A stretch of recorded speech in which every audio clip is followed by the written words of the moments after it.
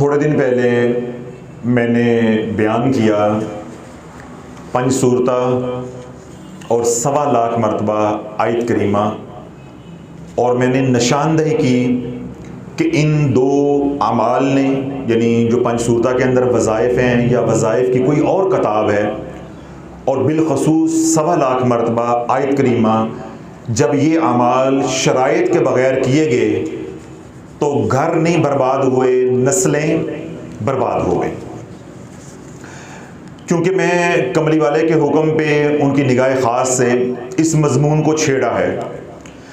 ये मज़मून अवामुन्नास का नहीं है, ना ही उनकी बात समझ में आने वाली, लेकिन मैंने हद्दुल इम्कान कोशिश की है कि सादा तरीन अल्फाज के अंदर बग़ैर कोई इस्तिलाह इस्तेमाल किए मिसालें दे दे के समझाने की कि आयत करीमा जब शराइत के बग़ैर पढ़ा गया तो हमारे घरों में तबाहियाँ कैसे लेकर आया।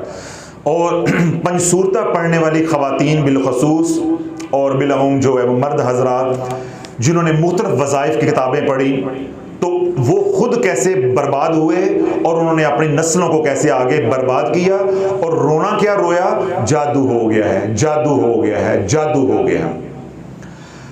अब अल्लाह वालों, ये ऐसी आग है जो मैंने लगाई है माशरे के अंदर, जबकि मेरा जज्बा और नीयत और इरादा और मदीने वाले का हुक्म क्या है कि मेरी उम्मत अपने हाथों ही तबाह हो रही है।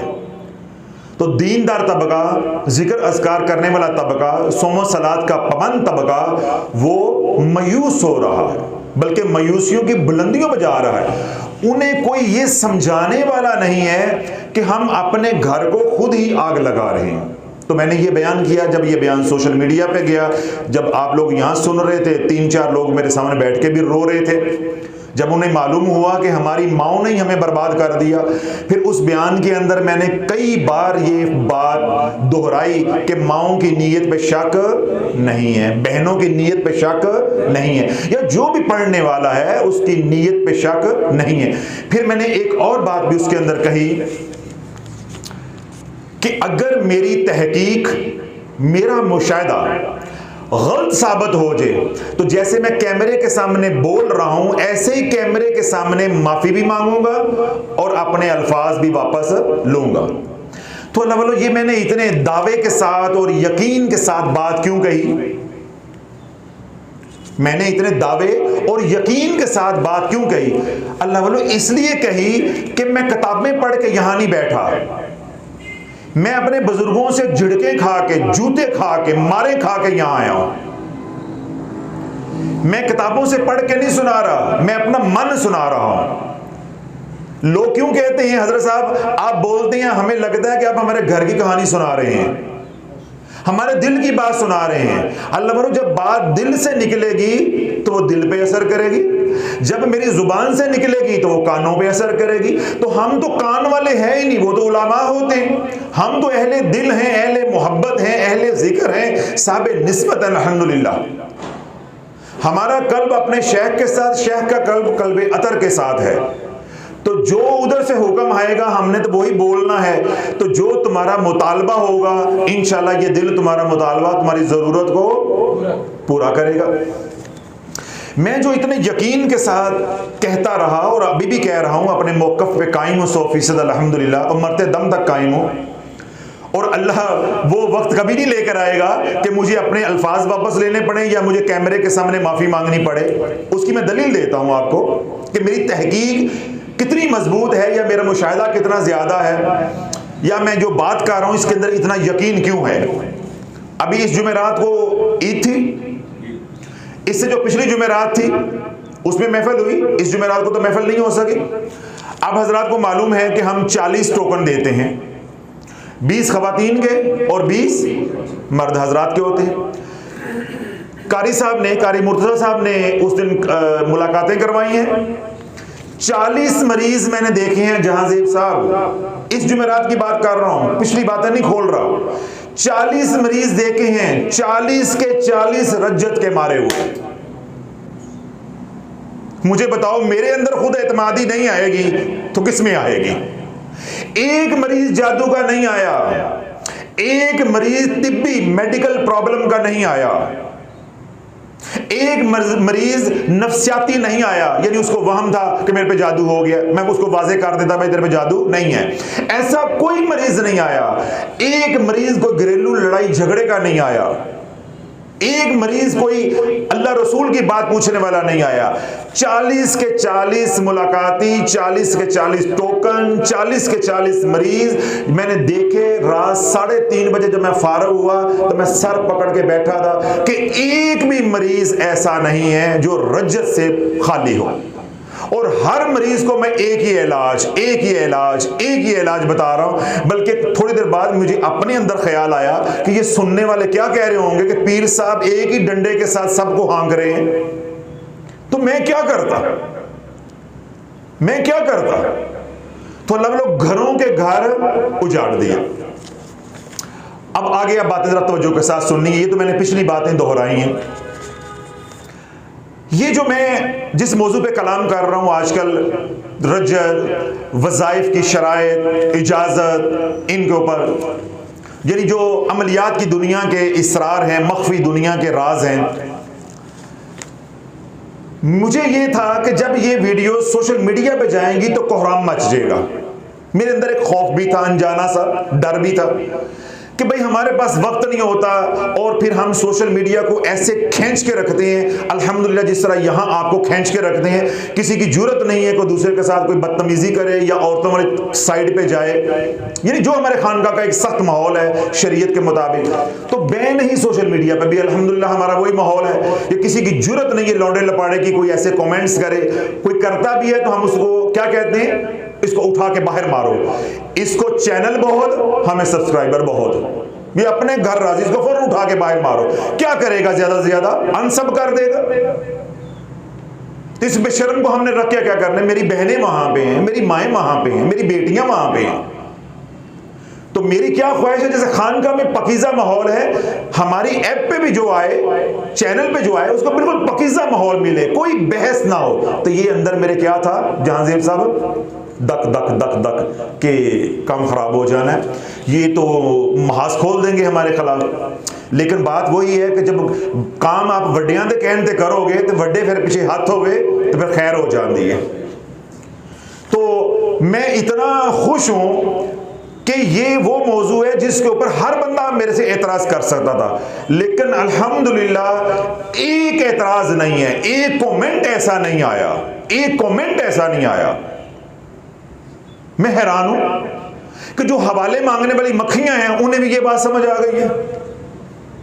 मैं बड़ा हैरान हूं कि मेरे रब ने कैसे फैसले कर दिए। जिनके घर उजड़े हैं चलो उनको तो समझ आई, उनकी तो मैं राम कहानियां सुना रहा हूं। मैं हैरान इस बात पे हूं कि जो लोग इस रास्ते के मुसाफिर नहीं हैं उन्होंने भी एतराज नहीं किया। 2 लोगों ने एतराज किया, लेकिन मेरे रब का एहसान अजीब निज़ाम है, मैं आपको वो उसके सुना भी देता हूं। ये मैंने सारा कुछ वो पकड़ा हुआ अपने हाथ के अंदर। 2 लोगों ने एतराज किया और उन्होंने वीडियो या मेरा बयान पूरा सुना नहीं है। जिस तरह उनकी लोगों की आदत होती है, हसद होता है, कीना होता है, जो मुंह में आया बक बक करना, क्योंकि वो बुजुर्गों को तो मानते नहीं है। तो अदब तो बुजुर्ग सिखाते हैं। अदब कौन सिखाता है? बुजुर्ग सिखाते हैं। शरीयत तो अदब का हुक्म देती है, कुरान अदब नहीं सिखाता, हदीस अदब नहीं सिखाती, वो हुक्म देती है। सिखाता कौन है?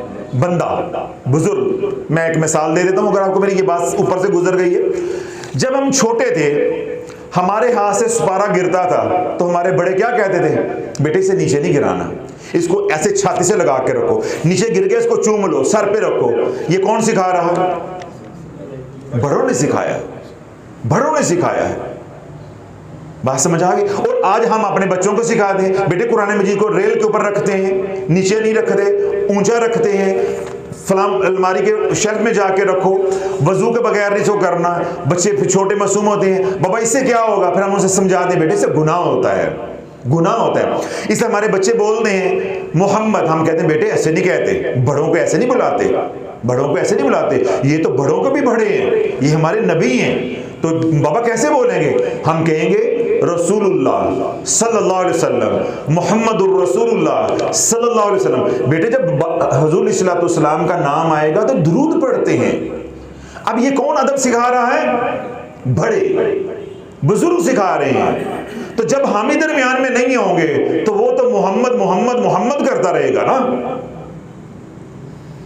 तो वो तो फिर अल्लाह के नबी को यूं ही पुकारेगा ना।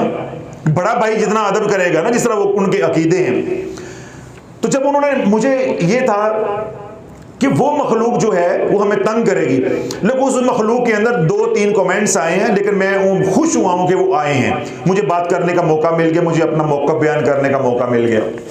उन्होंने क्योंकि पूरी बात सुनी नहीं है, थोड़ा सा देखा और लिख दिया कि पीर साहब आपने ये कहां से घड़ लिया है मनगढ़, आप लोगों को अल्लाह के जिक्र से दूर कर रहे हैं, अल्लाह के जिक्र से दूर कर रहे हैं। अल्लाह के नबी ने फरमाया है कि ला हौला वला कुव्वता इल्ला बिल्लाहिल अलीय्यिल अज़ीम, खजानों में से एक खजाना है, यानी जन्नत के खजानों में से एक खजाना है, अर्श के खजानों में से एक खजाना है। अल्लाह ने अपने खजानों में से खजाना अपने नबी को अता किया। ये तो इतना बरकत वाला जिक्र है, तो आप इसको लोगों को मना कर रहे हैं। तो मैं आपकी क्या तरबियत करता हूं कि भड़कना नहीं है। क्या करना है?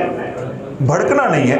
बंदा कादरी शाफी हो, भड़क जाए, भड़के तो वो मुंह से झाग तो उसके निकले जिसके पास अल्फाज ना हो, जिसके पास अल्फाज ना हो, जिसके पास दलील ना हो।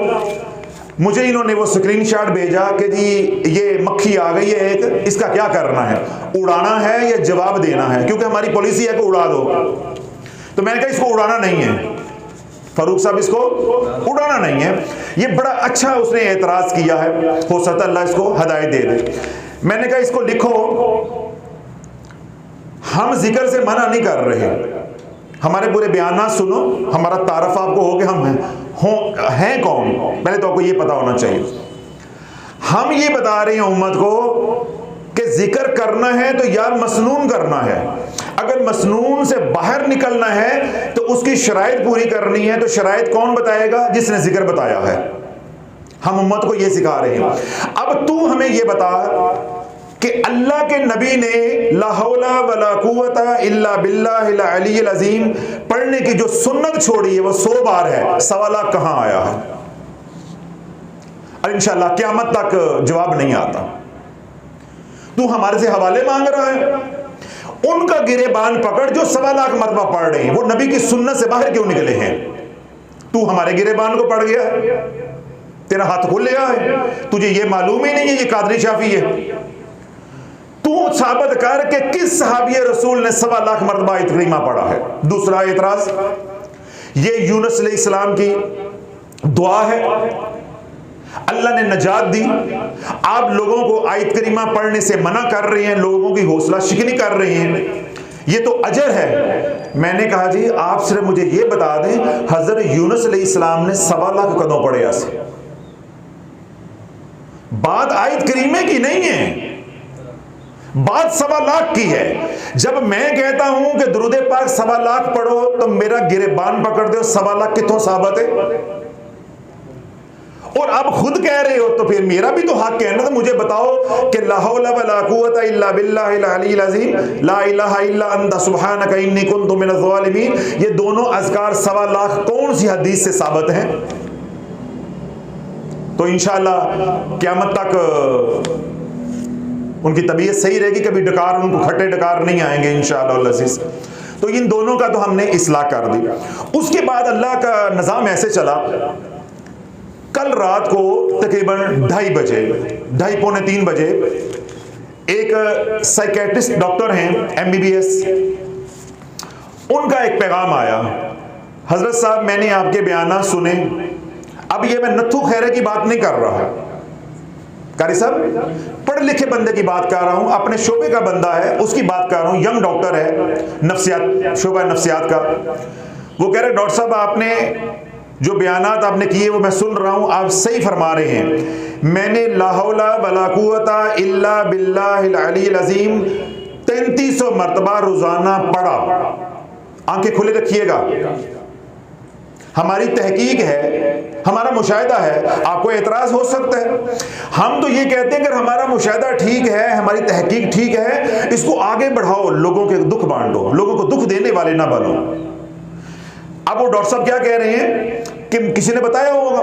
तो मैं रोजाना कितनी बार पढ़ता रहा हूं? 3300 टाइम्स डेली, 3300 मरतबा डेली मैं पढ़ता रहा हूं।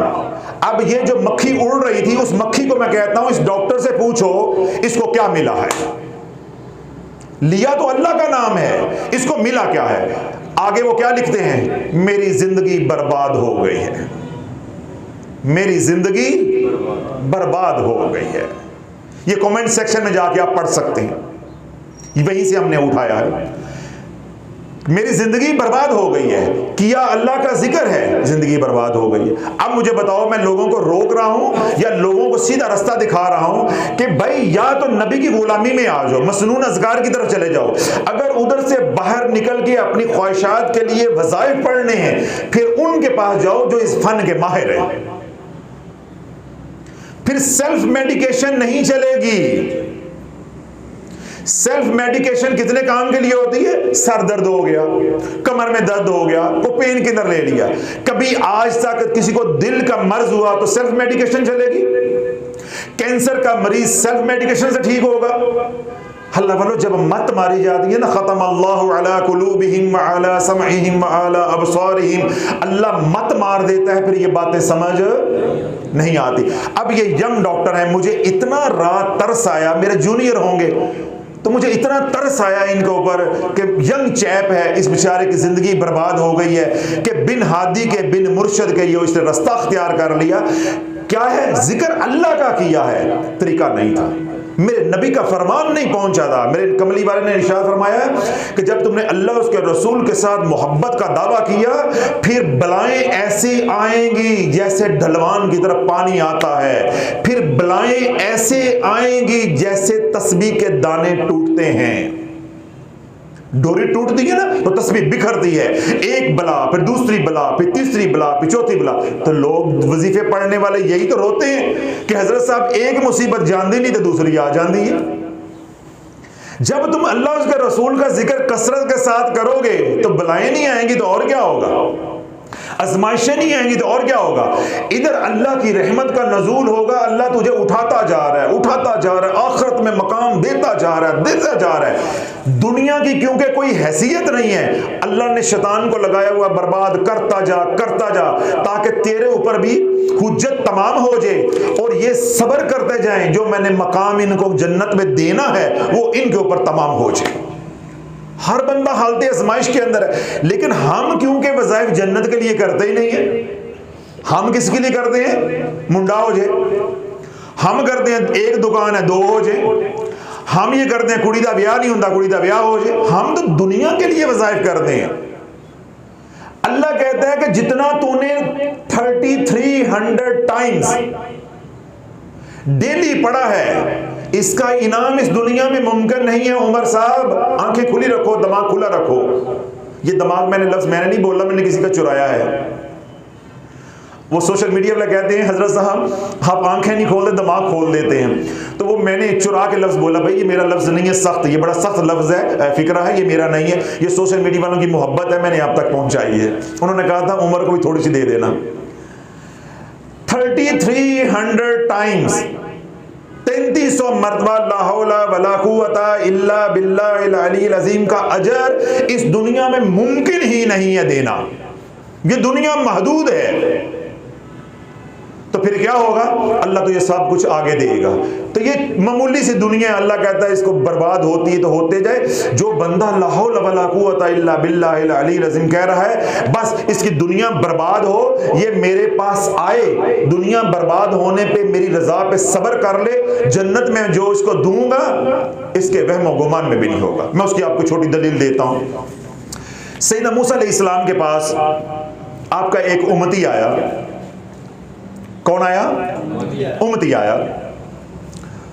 उसने आके सैयदना मूसा अलैहिस्सलाम की बारगाह में अर्ज की कि अल्लाह के कलीम, अल्लाह से दुआ करें अल्लाह मेरा रिस्क खोल दे, अल्लाह मेरा रिस्क खोल दे और मुझे कुशादा यानी खुला रिस्क जो है, फरावानी रिस्क की जो है वो अता फरमाए। अब दुआ करवाने वाला उम्मती, अल्लाह से मांग के देने वाला कौन? अल्लाह का कलीम। अब दुआ रद्द होनी नहीं है। सैयदना मूसा अलैहिस्सलाम ने हाथ उठाए, अल्लाह ने दुआ कबूल कर ली। रात को दुआ की, सुबह बंदा फड़क गया, सुबह वो उम्मती मर गया। अब सैयदना मूसा अलैहिस्सलाम बड़े हैरान हुए और रब की बारगाह में इल्तिजा की कि या अल्लाह, मैंने उसके लिए कुशादे रिस्क मांगा, रिस्क की कुशादगी मांगी, फरमानी मांगी, तो बंदा मर गया, बंदा मर गया। तो मेरे रब ने वही की कि ए मेरे कलीम, तूने खुला और कुशादा रिज़्क मांगा, इतना रिज़्क मांगा जो इस दुनिया में देना मुमकिन नहीं था, इसलिए उसको मारना जरूरी था ताकि मैं आखिरत में दे सकूं उसको। तो अल्लाह वालों, जब इतने वज़ाइफ पढ़ोगे, 1.25 लाख, 2-2 लाख, 10-10 लाख, फिर मरना जरूरी है। ये बातें किताबों से नहीं मिलेंगी, ये फिर मरना जरूरी है, फिर दुनिया का उजड़ना जरूरी है, ये दुनिया का वैरान होना जरूरी है, औलादों का नाफरमान होना जरूरी है, दुनिया के गम आना जरूरी है। क्यों? अल्लाह खटका के बजा के देखेगा कि जिक्र छोड़ता है कि नहीं छोड़ता, छोड़ता है कि नहीं छोड़ता, फिर भी वो किए जा रहा है। अल्लाह तुम्हारे आखिरत में दर्जात को बुलंद के। लेकिन रोना क्या है? ये डॉक्टर साहब ने जो पढ़ा है, इन्होंने दुनिया के लिए पढ़ा है, दुनिया बर्बाद हो गई। लेकिन डॉक्टर साहब हौसला रखे, अल्लाह आखिरत में इंशाअल्लाह अजर अजीम अता फरमाएगा। अब अगली बात सुने।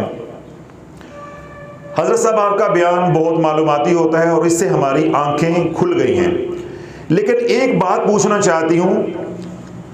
मैंने अपने दुश्मनों के शर से बचने के लिए सूरह लहब 30वां पारा, तब्बत यदा अबी लहब व तब, ये मैं पढ़ रही हूं। आपने कहा इससे शयातीन जलते हैं, शयातीन जल मर जाते हैं, तो इंसान क्यों नहीं जलते? मेरे दुश्मन तो सीना तान के फिर रहे हैं, मौज मस्ती में मसरूफ हैं।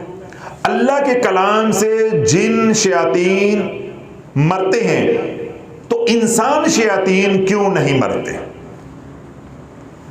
अब आपको शायद ये बात समझ नहीं आई, लेकिन ये बड़ा गहरा सवाल है, करने वाले को भी नहीं पता कि मैंने क्या पूछ लिया है। अगर आप इसको जाहिरी तौर पे देखें, इसके अंदर कोई चीज नहीं है, इसके अंदर सब कुछ है। अब ये खातून कह रही हैं कि मैं सूरह लहब पढ़ रही हूं। आपको पता है सूरह लहब जलाली है, हलाकत के लिए पढ़ी जाती है। तो आप कहते हैं कि इसे शयातीन जलाली अमल से जलते हैं, तो मेरे दुश्मन क्यों नहीं जले? मेरे दुश्मन क्यों नहीं मरे? मैंने अपने दुश्मनों को मारने का फैसला किया, मेरे पास कौन सा अख्तियार है किसी को सजाए मौत देने का? मुझे इस सवाल का जवाब दे। मैंने क्या क्या, क्या कहा था अभी? इस खातून को खुद भी नहीं पता कि इस फकीर से क्या पूछ बैठी है। तेरे पास कौन सा अख्तियार है तू किसी को सजाए मौत दे? मालिक यौमिद्दीन, रोज़े जज़ा का मालिक अल्लाह है। तू कौन होती है इस दुनिया में अदालतें लगाने वाली? एक बात। दूसरी बात यह है कि वजीफा इसलिए असर नहीं कर रहा कि हो सकता है उसका जुर्म इतना ना हो जिसकी तूने सजाए मौत मुकर्रर कर दी है, और अल्लाह तेरे हाथों बंदा मरवा दे, अपना बंदा मरवा दे। हमें तो हमारी तो कोई गाड़ी को यूं छू जाए, हम कहते इन्हों ही मार दो। हमारी जगह पे कोई आके बैठ जाए, हम कहते इन्हों ही मार दो। कोई पैसा लेके ना दे, हम कहते इन्हों ही मार दो। तो अगर हमारे वजीफों में अल्लाह वो तासीर डाल दे, तो मेरा ख्याल है कि हफ्ते च पाकिस्तान पूरा खाली हो जाएगा, सुनियां हो जान गलियां विच, मिर्जा यार फिरे, सूरह लहब पढ़ने वाले फिरदा होगा विच। अब अपनी औकात मालूम हो गई और मेरे रब की बेनियाजी भी आपके ऊपर खुल गई।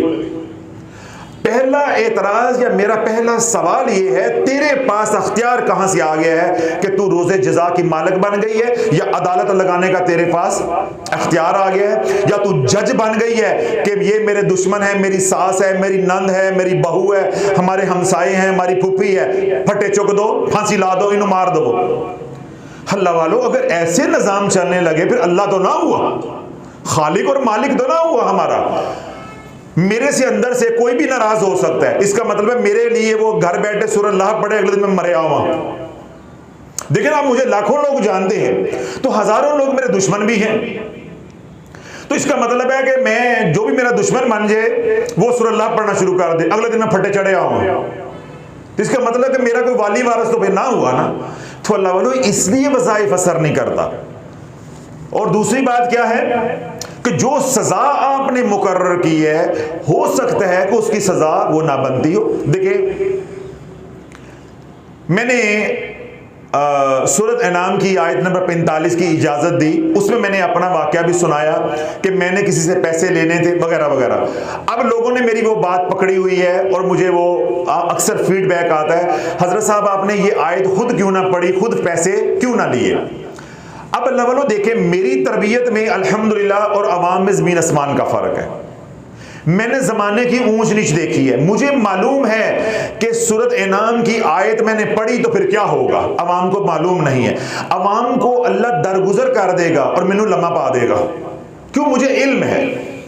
मैंने उस बंदे से पैसे लेने थे 21,000 रुपया, उस वीडियो में मैंने बात की हुई है।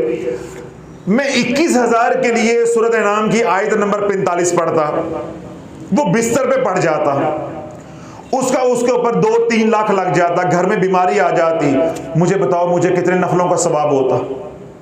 मैंने अल्लाह की रजा पर राजी, मैंने कहा ठीक है, यहां नहीं तो आगे जाके दे देगा। और हमने तो कभी ये भी नहीं कहा कि आगे जाके दे देगा। हम कहते हैं बस ठीक है, ले गया, खैर है, अल्लाह देगा, हम अल्लाह से लेंगे, हम कमली वाले के जुब्बे से लेंगे, उनकी जेब मुबारक से लेंगे, उनके खजानों से लेंगे जो अल्लाह ने उनको अता की। तो मैंने तो बात बुला दी, लेकिन अवाम है ना वो बात पकड़ लेती है। वो फिर मेरे से पूछते हैं आपने क्यों ट्राई नहीं की, आपने क्यों नहीं पढ़ा। तो आज मैंने बात बता दी है, भाई मैं तो डरता हूँ अल्लाह से कि हो सकता है मैं उसके लिए पढ़ता, अल्लाह को कबूल ना होता, वही वजीफा मेरे लिए रज्जत का बाइस बन जाता, उल्ट पड़ता, यानी उसका रद्द अमल आ जाता।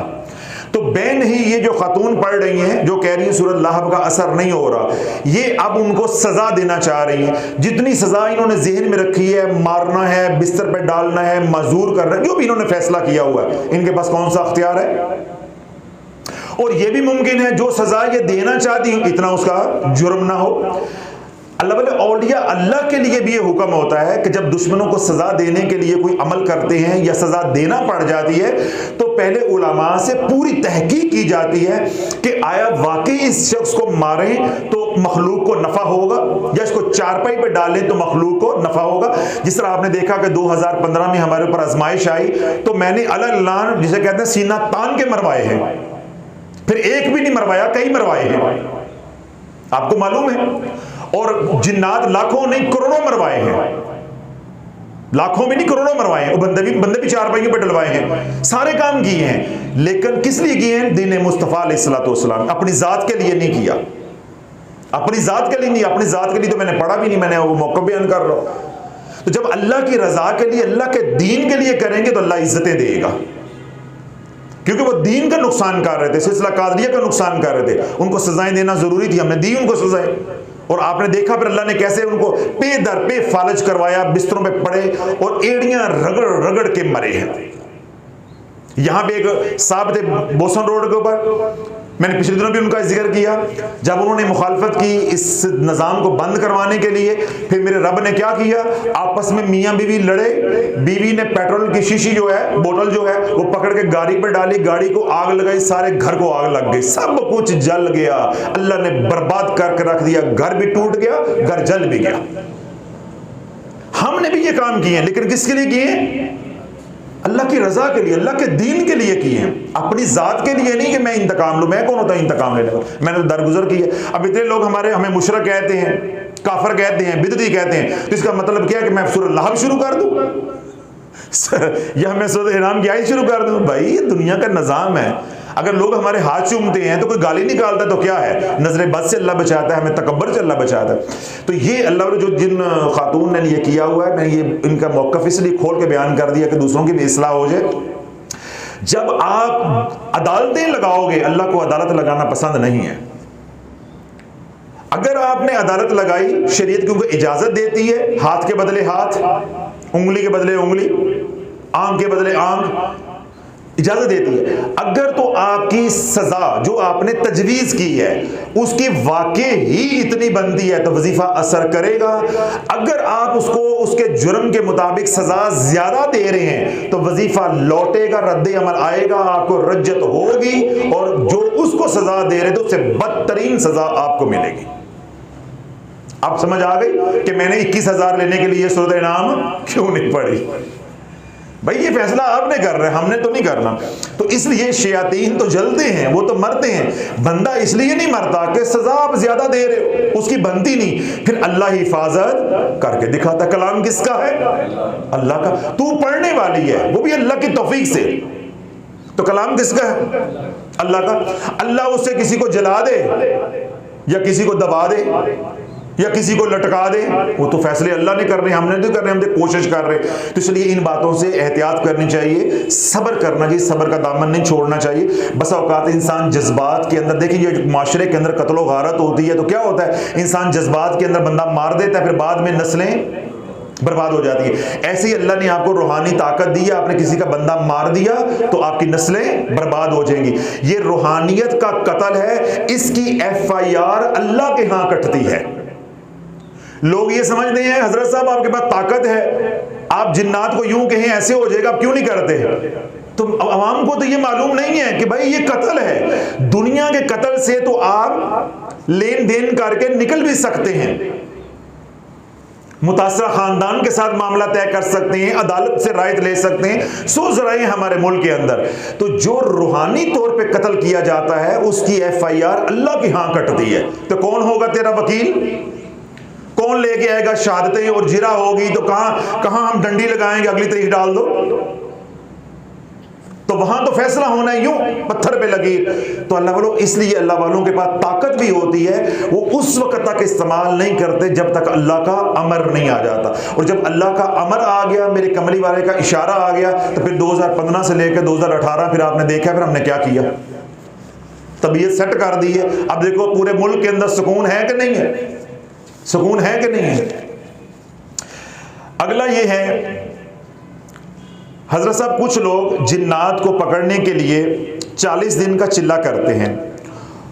कुछ लोग तो कामयाब हो जाते हैं और कुछ लोगों पर अमल उल्टा हो जाता है, जिसकी वजह से वो खुद भी और उनके घर वाले भी बेसुकून हो जाते हैं। बराए मेहरबानी ऐसे लोगों के लिए भी कुछ बताएं ताकि उनका इलाज हो सके, उनको पता चल सके और उनकी परेशानियां खत्म हो सके।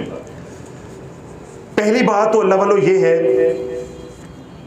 कि जिन्नात के बारे में ये बात ज़हन में उतार लें, ये ठरक, ये शौक, ये तजस्सुस होता है 18 साल से लेकर 25 साल की उम्र तक। लोगों के आमलीन के साथ बैठे, किताबें पढ़ी, वहां से ये चस्का पड़ता है मेरे पास जिन्नात होंगे। गुमराही होती है वहां से कि जिन्नात मेरे ताबे होंगे, तो मैं कहूँगा जहां जेब में चुक के लै क्या करो, बिलाल के घर से 2000 लेकर आ, मैं उससे काम लूंगा, फुफी नु लम्या पा दे, फलां हमसाए को 2 चिपेड़े मार के रहा। वो तखय्युल के अंदर उन्होंने पता नहीं क्या क्या सोचा होता है। तो अल्लाह वालों, जिन्नात आज तक अपनी तारीख के अंदर ना किसी के ताबे हुए हैं ना क़यामत तक होना है, सिवाय सैयदना सुलेमान अलैहिस्सलाम।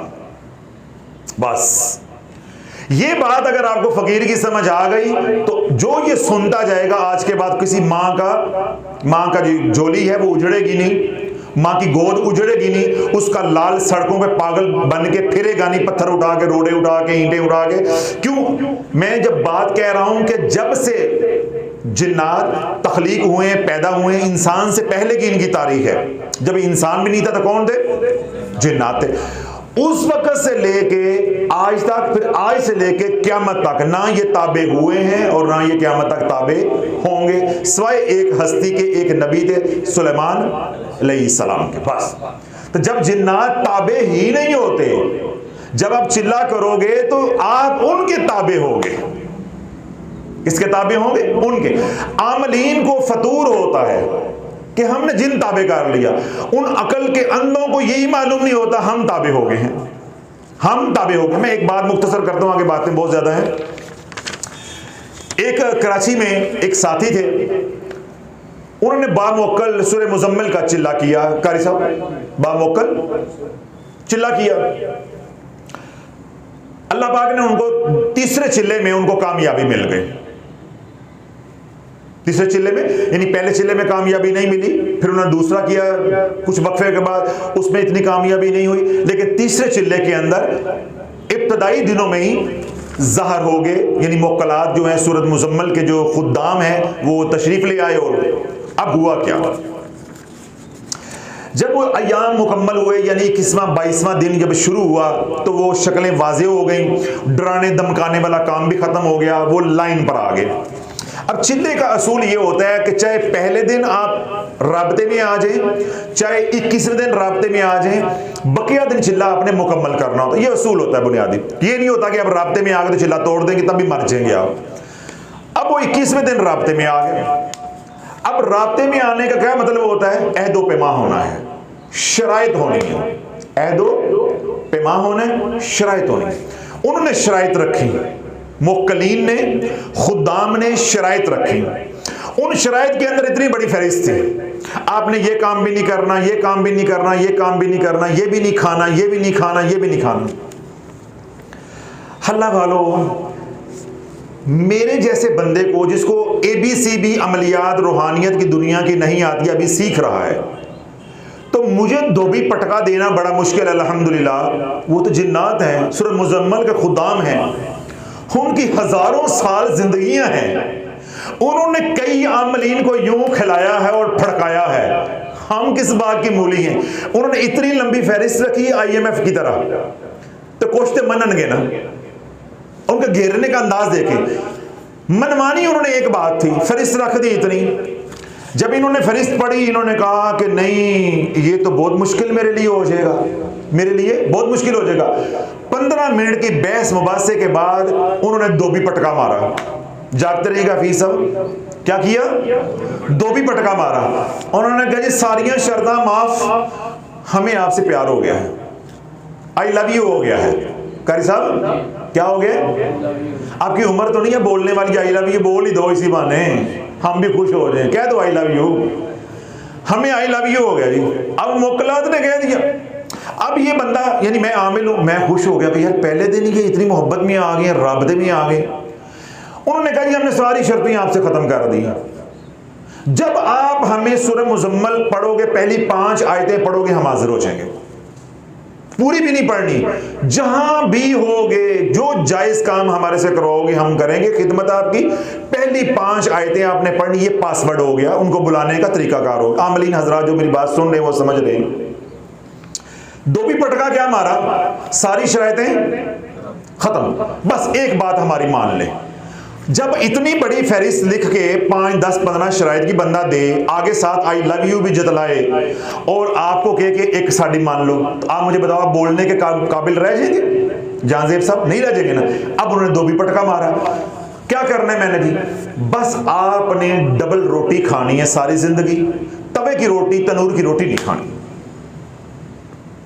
तनूर की रोटी, तवे की रोटी आपकी बंद है, बाकी सब आपका खुला है। हम बड़ा गोश्त भी नहीं बंद कर रहे, मसूर की दाल भी नहीं बंद कर रहे, सब कुछ खुला है। किसी मर्ग वाले घर में भी आप जा सकते हैं, सोग वाले घर में भी जा सकते हैं, शादी वाले घर में भी जा सकते हैं, छिले वाली औरतें हैं उनके पास भी जा सकते हैं। हम भले पाबंदियां लगाते हैं लेकिन आपको सब इजाजत है। सिर्फ आपने क्या काम करना है? तनूर की या तवे की पकी रोटी नहीं खानी, बस। अब अल्लाह वालों, इतनी बड़ी नेमत सूरह मुज़म्मल के खुद्दाम की मिल गई है। वो बंदा तो छलांगे मार के सर छत को लगे, उछल उछल के, ये कौन सा मसला, चलो मैं नहीं खाऊंगा तनूर की रोटी, मैं डबल रोटी से काम चला लूंगा या और कोई जुगाड़, क्या उसके ज़हन में था? अल्लाह वालों, 8 दिन नहीं गुजरे कारी साहब, 8 दिन नहीं गुजरे जब सुबह दोपहर शाम, सुबह दोपहर शाम पापे खाने पड़े चाय के साथ, बुजुर्गों के पांव के तलवे चाटे, मेरी जान छुड़ा दो, मेरी जान छुड़ा दो। मैं रहा खुदाम से, मैं रहा जिन्ना से, मैं रहा मुक्कला से, मैं तो पापे खा खा के मर गया हूं। तो ताबे कौन हुआ? बोलो जी। अब ताबे फिर कौन हुआ? इसलिए मैंने आपको ये बात कही है कि अल्लाह वाला जिन्नात ताबे नहीं होते, औलिया अल्लाह के पास जिन्नात खुद हाजिर होते हैं। जब आप मकामी वलायत पे पहला कदम रखते हैं, सबसे पहले आपके पास जिन्नात आते हैं। मेरे मुर्शिद ने, मेरे शेख ने यही बात मुझे समझाई।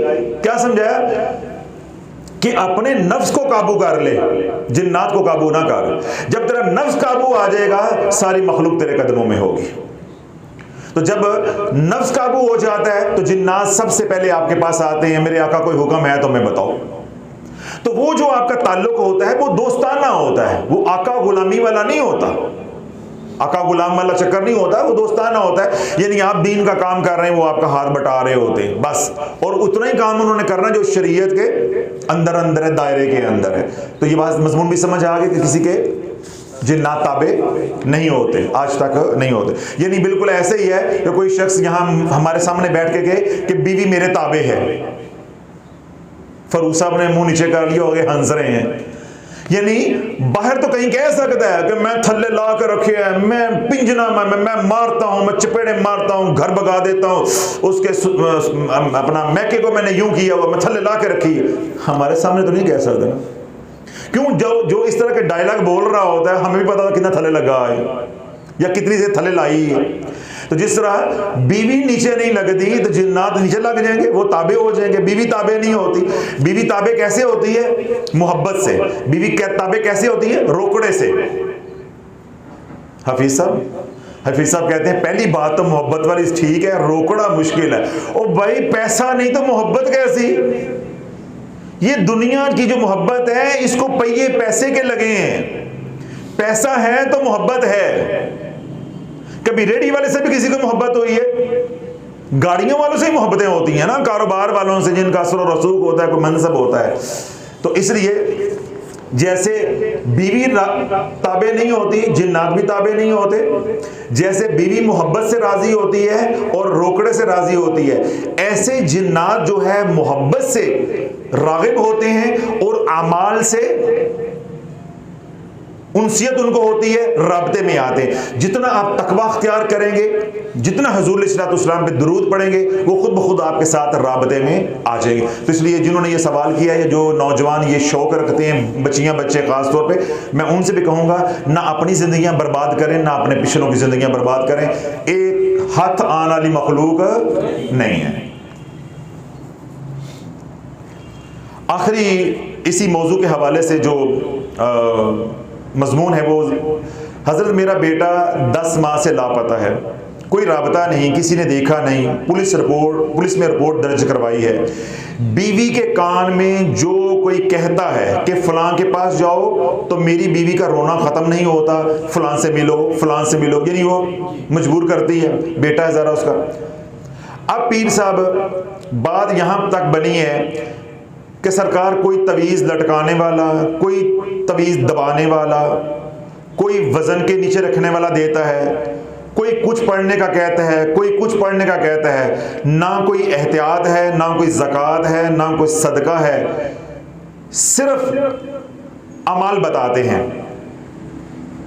और अब किसी ने कहा है जी सूरत तारक इतनी बार पढ़ो और इससे पहले इतना गोश्त पानी में यानी बहाना है और चौराहे में फेंकना है, और इतना गोश्त फिर कब्रिस्तान में फेंकना है और फिर वहां पढ़ाई करनी है।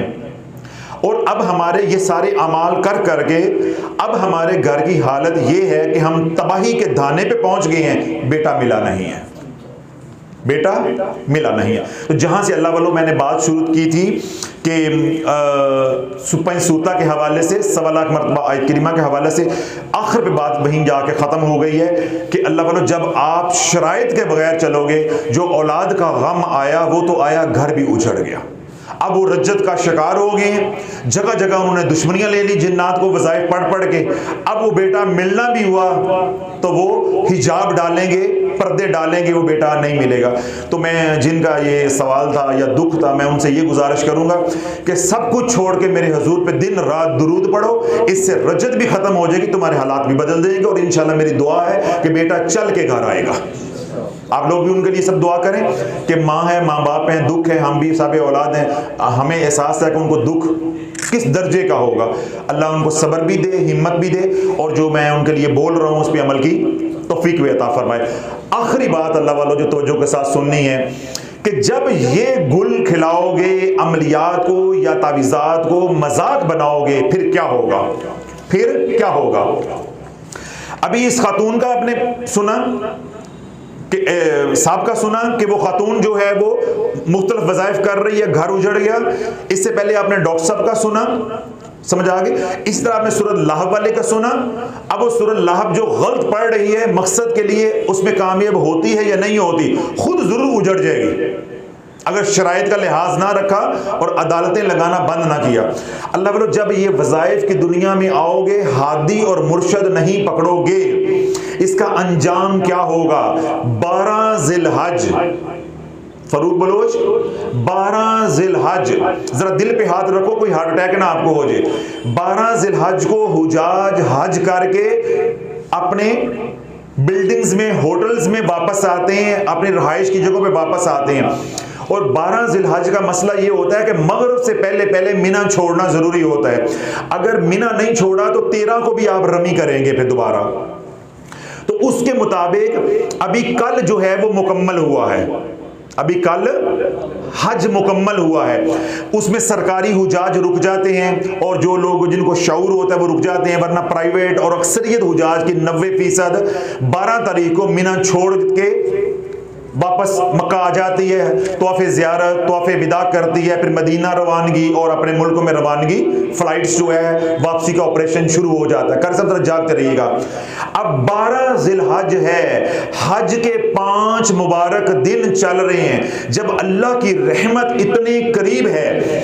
पीछे माँ वजीफे पढ़ने वाली है, उसके वजीफों ने नौजवान का दिमाग इतना खराब किया कि रात के 3 बजे का तहज्जुद का वक्त है, काबतुल्लाह के सामने मियाँ बीवी खड़े हैं। मियाँ ने काबतुल्लाह के सामने खड़े होके अल्लाह उसके रसूल को गालियां निकाली।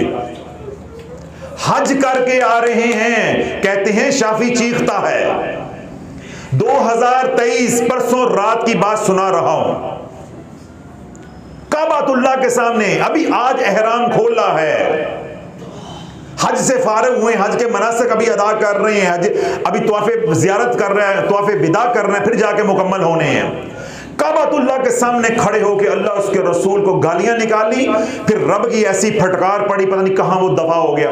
उस खतून को किसी तरह मेरा नंबर मिला, उन्होंने हमारे साथ रात को 3 बजे राब्ता किया, उसके वॉइस मैसेजेस मेरे पास पड़े हुए हैं। अब वो बेचारी रो रही है कि क्या जुल्म हम कर बैठे हैं, हमारे से क्या हो गया, कौन सा गुनाह था, हम हज करने आए, हमारे से क्या हो गया कि मेरे शोहर ने काबा के सामने खड़े होकर अल्लाह को, उसके रसूल इस्लाम को माज़अल्लाह गालियां निकाली हैं। और रब की ऐसी फटकार पड़ी है, वो कहीं भाग गया है छोड़ के, मुझे ना पता है, ना मैं आगे की हूं ना मैं पीछे की हूं।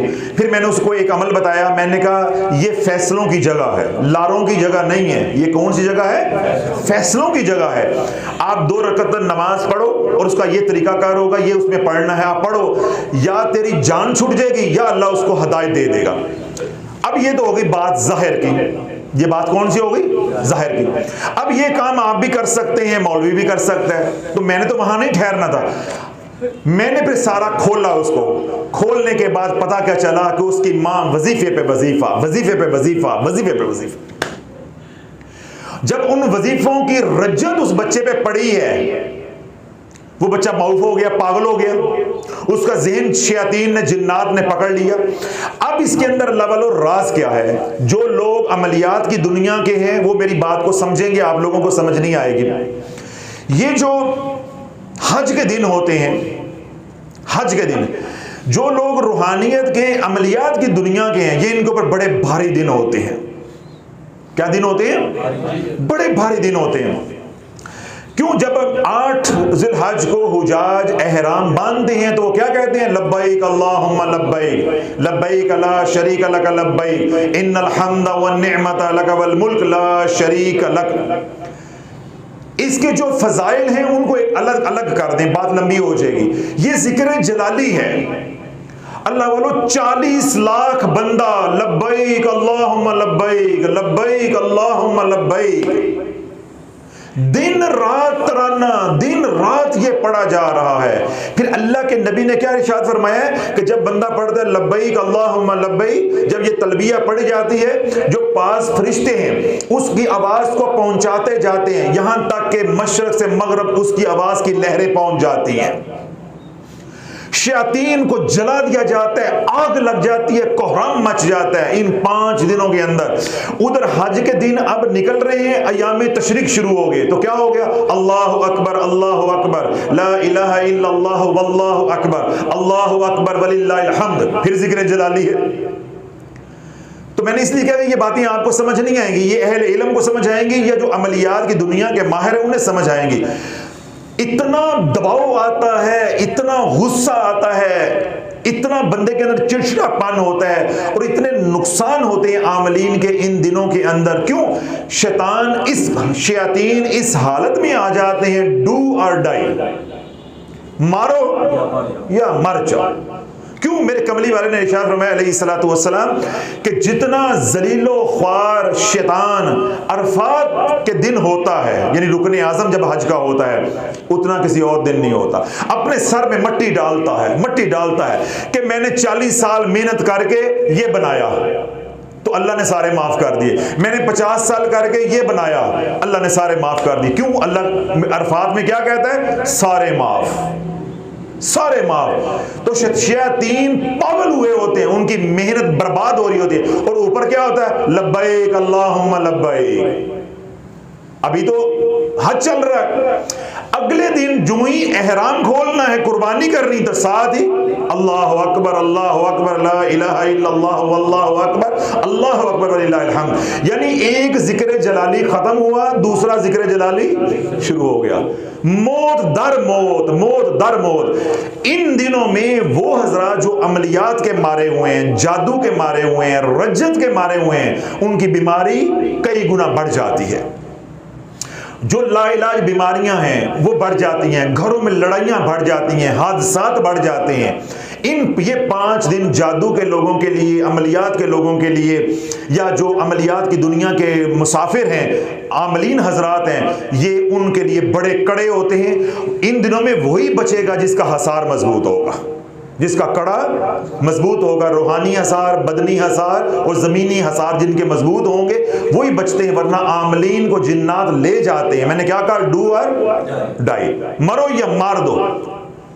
तो जब इस खातून ने, यानी उस नौजवान की वालदा ने वज़ाइफ कर करके अन्नी बात थी, औलाद को बेड़ा गर्क करके रख दिया, उसका जहन मौफ हो गया, शयातीन मुसल्लत हो गए। अब शयातीन ने उसकी औलाद से क्या लिया है? इंतकाम।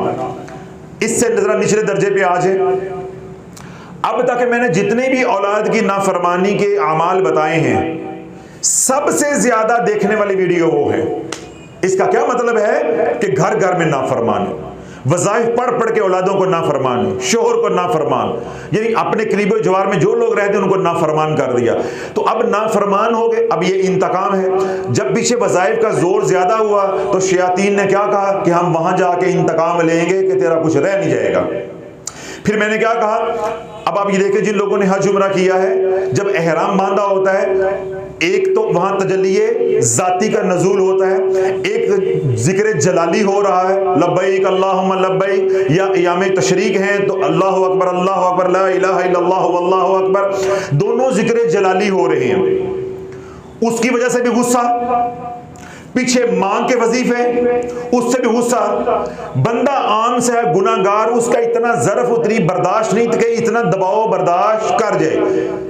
जब उसको उस हाल के अंदर गुस्सा आया, मियां बीवी आपस में उलझे, किसी बात पे इख्तलाफ हुआ, बीवी को भी 2 चपेड़े मारी, गालियां निकाली और साथ अल्लाह रसूल की तौहीन की, ईमान भी दे बैठा, दुनिया भी दे बैठा। अल्लाह वालों, ये रोना रो रहा हूं पिछले 3-4 हफ्तों से कि रज्जत क्या है। जब गलत वज़ाइफ करोगे बिन मुर्शद के, बिन हादी के, यूं तुम्हारी नस्लें उजाड़ के रख दी जाएंगी। ये आज से सिर्फ 36 घंटे पहले की बात आपको सुना रहा हूं, तो आप उसके लिए भी दुआ करें कि अल्लाह रब्बुल इज्जत उसने इरादतन ये काम ना किया हो, अल्लाह दरगुजर फरमाए और वहाँ से वो ईमान की दौलत के साथ वापस आए, आपस में अल्लाह उनको मिला भी दे, वो तौबा करके आए। क्योंकि अब यहाँ से उन्होंने आगे मदीना पाक जाना है, तो अल्लाह सुना जो है अपने महबूब अलैहिस्सलाम की जुल्फ़ों के सदके उसको ईमान की नेमत से जो है वो सरफराज करे। सारी ज़िंदगी ईमान पे रखा है और आखिर पे अल्लाह इस नेमत से महरूम ना करे, और ऐसी मुबारक जगह से ईमान अल्लाह ले ले।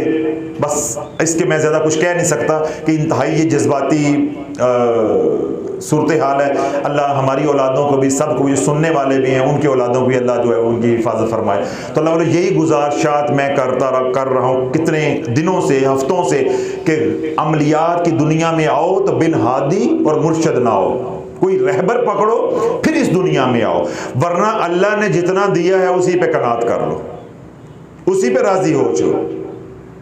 ये दुनिया भी सुखी हो जाएगी और इंशाल्लाह आगे भी आसानी रहेगी। तो अल्लाह रब्बुल इज़्ज़त सबको अमल की तौफीक अता फरमाए, समझ की तौफीक अता फरमाए।